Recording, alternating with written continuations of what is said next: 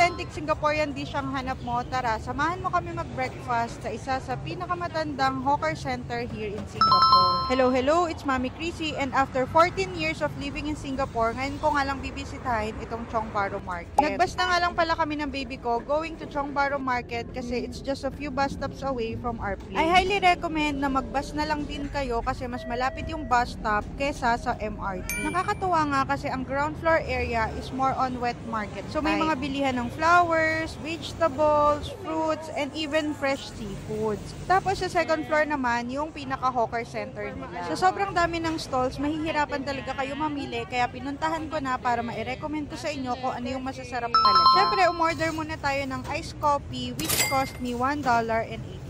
At dahil nga wala naman akong dalang food for faith, binilhan ko na lang siya nitong youtiao which cost me $1. Kung saan mahaba at nakapila ang mga lokal, syempre doon tayo pipila kasi alam natin na masarap yan. So tinry nga namin itong loose Hainanese curry rice at nagulat nga ako kasi ang mura talaga ng price na compared to other hawker center. So ang kinuha ko is the pork cutlet curry rice. Imagine $2 lang yung pork cutlet, 80 cents yung egg, and 80 cents din yung rice. Tapos free na yung curry sauce which is ibubuhos talaga nila ng madami. So this rice meal cost me $3.60 or around 158 pesos only. No wonder pinipilahan siya ng mga locals kasi bukod sa affordable and nakakabusog, masarap siya talaga. Ang dami ko pa gusto balikan dito like the soya milk, carrot cake, and the dim sum, pero balikan na lang namin ng kids ko. Nag-take out na nga lang din pala ako nitong Michelin boneless chicken rice pero gawin ko na sa separate. So kung gusto nyo mapanood ang full video tour namin dito sa Chong Baro Market, make sure to follow our YouTube account which is at Mami Crazy. So kayo, na-try nyo na rin ba dito sa Chong Baro Market? Comment below.